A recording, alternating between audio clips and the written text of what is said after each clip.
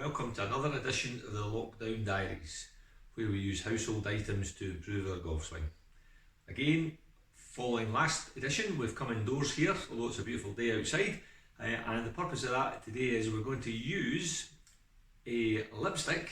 If you've not got one of your own, please borrow one, and we're going to use this to improve another fundamental of putting. In the last edition, we looked at putter face, we looked at putter path.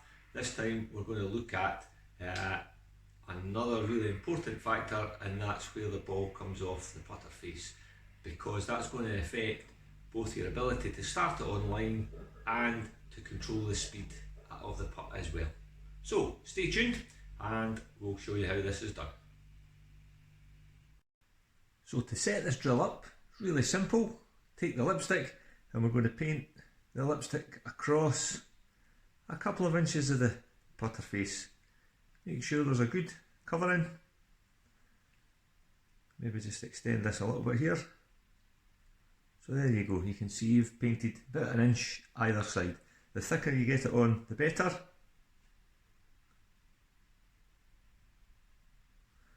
Now we're good to go.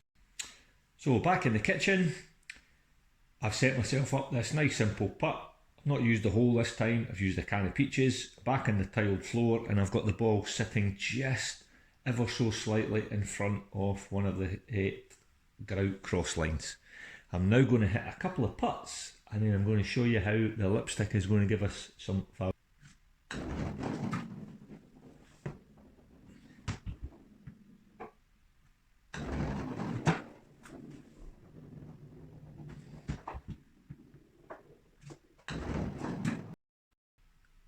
And there we go. I would suggest hitting maybe 6 putts, but you can see what's happened. In and around here, I've got a little bit of a mark. You can just see the wear mark starting to happen there. Now, what's of particular importance is where that wear mark is. So I've now hit another 3 or 4 putts, and you can really start to see a pattern here. In this case, I'm really quite happy with that. The mark appears to be in the middle of the face, both up and down and across the face, and that's kind of what you'd be looking for.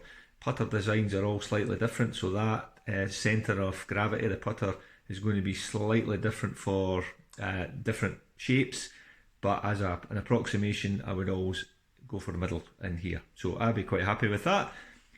Too much in the toe, the putter face would tend to rotate at impact, the ball would start a little to the right. If we hit too much in the heel, we would get the opposite effect happening and the putter face would close.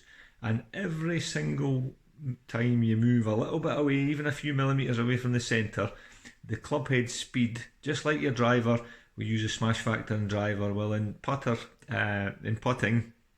that also applies. Every time you move away from the middle of the face, the ball speed will drop and your putt will come up short, or it will break more than you would imagine. So here's a really useful drill to use if you find that your striking is too much towards the toe or too much towards the heel.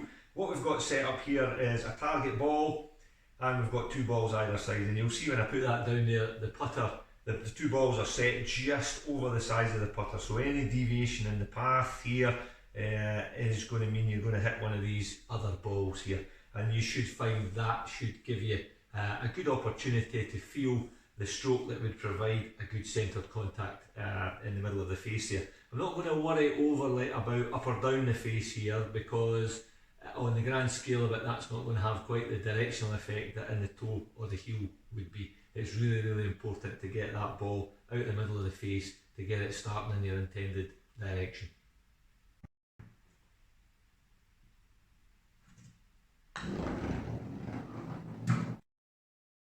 So there we are folks, that's the Lockdown Diaries part 12 in the can. This time we've used a lipstick to help you with your impact point across the putter face.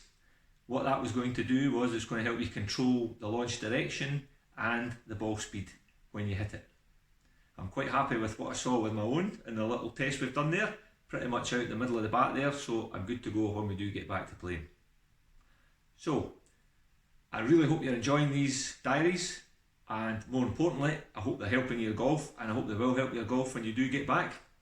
So if you are enjoying them, please like, please subscribe, Feel free to make any comments, ask any questions. If there are any topics that you'd really like me to cover, I'd be more than happy to do it if you just let me know. In the meantime, this is Stephen Rosie, PJ Professional, Glenbervie Golf Club, signing off from the Lockdown Diaries Part 12. Hope everyone stays safe, and we'll see you in Lockdown Diaries Part 13.